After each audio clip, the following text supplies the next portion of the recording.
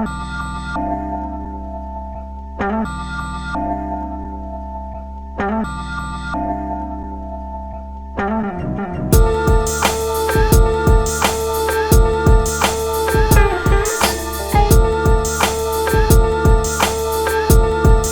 y'all for tuning in, man. You already know this is the DagogetaTv. As usual, it's going down. This is where hip hop lives. I'm your guy, Deme D. This is my new segment here. Well, this is a segment for the anniversary of hip hop. Hip Hop 50 Unsung, where I'm going to point the light to, other artists that have contributed in the game in their own way, whether it's been a healthy catalog, long-term consistency with their lyricism or creativity.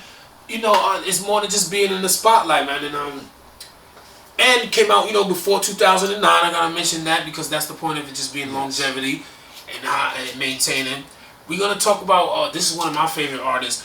I don't know. Some people may give me some pushback on this, but I feel like after like '98, the convo changed. Like before then, he was always in that talk. We talking about nice niggas or niggas who was dope. I got X to the Z. I feel like the game changed on him. So, he reps the West Coast. I know he's from some other place, New Mexico or something like that, but he reps the West Coast, and the people from the West give him the props and embrace him, so I'm gonna give him that. Just give him the rundown. He debuted in 1996 at the Speed of Life. Dope ass album. You know what I'm saying? Shit was dope. Very dope. Yeah. His last project, 2012, Napalm. So already, come on, man. That's I can't even do the math. That's like fucking 17. It's 16 years. But in 2013, he also started doing music with Be Real. I didn't even know this. They formed a group called Serial Killers. I didn't even know that. Yeah. So Xzibit has 7 solo albums and 4 collab albums. He comes before the mixtape era. Niggas wasn't really doing mixtape. I would say, the songs he's known for is Los Angeles Times, Front to Back, Paparazzi, Foundation, Get Your Walk On, and Hey Now. He's worked with legendary people: Method Man, Talib, Snoop, Eric Sermon. Worked with Dr. Dre, Eminem, Razzcast, The Dog Pound, Wyclef, Obi Trife, KRS-One. There's many people. So X to the Z is definitely one of the best to do it in the game.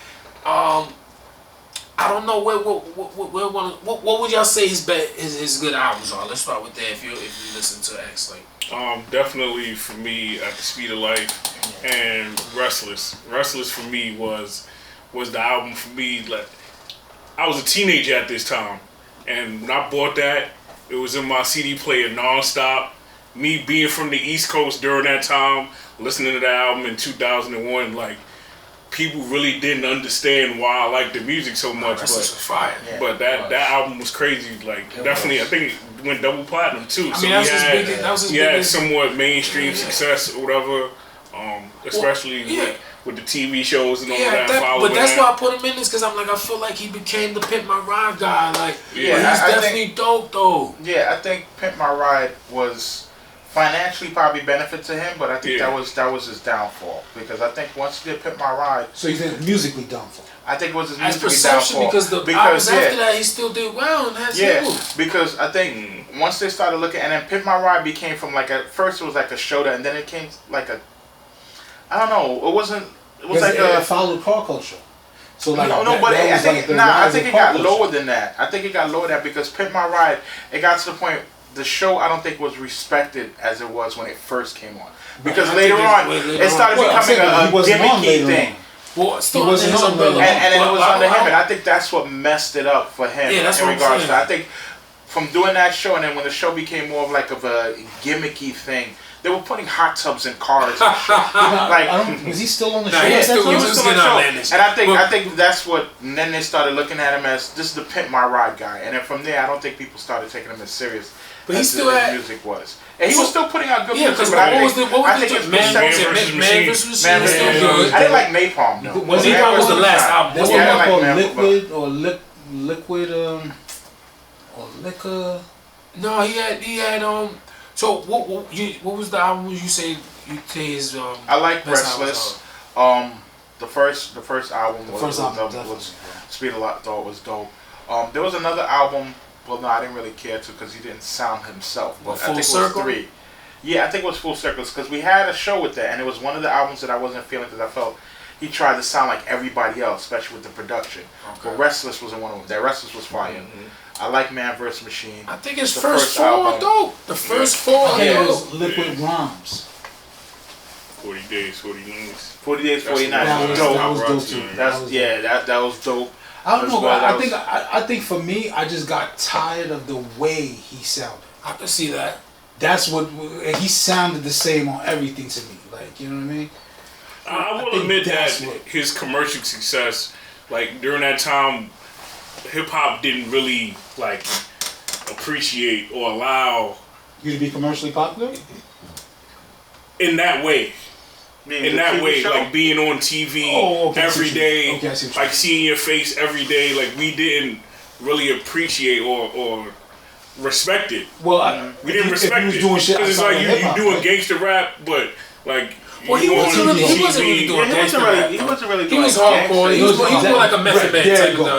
He was a hardcore. He's hardcore. He's like Method Man. But he was running around with gangster niggas though. That was later on because Alcoholics wasn't gangsters either. King T and remember he's a Liquid Crew guy. He came from the Alcoholics. Dre shit came later. Oh, that's what. So before we close out, so what would you say? Obviously the Bitch Please is probably his biggest feature. What's your favorite single, or what was the single you played the most from him though? Oh, he got a couple joints. Get Your Walk On. Yeah, that was one. That shit was dope. You got Paparazzi. You got Foundation. You got. I think my favorite single was the one where he was walking backwards. What you see, what you get. That shit was fire. And the very first one was one of my favorites. Paparazzi. Yeah. So he got some joints, man. He contributed to the game heavy. Even the ones we're not talking about, he got other singles, like I said, the Hey Now, the other shit that other people. After that, they just got some people like him and some artists like him. They just get past us. Now those other songs is what everybody else listening to. It was his commercial success. We not listening to that no more. Question: you think if he stayed like part of that Dr. Dre camp and Dr. Dre like did a whole album like he does with other people, you think it would have helped his career? I think his career was good because he still had gold albums after Man in the Machine. I just think he would have probably made better music, perhaps. Yeah. Without Dr. Dre, you think he'll make better music? Look what Dre did to Razzcast. Dre didn't do nothing to Razzcast. But he was supposed to be down with it. No, but I'm talking about if he actually did. Well, if he put out music with Dre. Still being around that camp. But my question is, would Dre have put out music? Nah, but that's, we're talking about the if. I think so. Okay, so you're saying, I believe so. You're saying it would happen. I believe so because he already had success. But you know what? I really want we got a couple more minutes. I'm gonna get this out. Make sure y'all subscribe, share, hit that red button, my God.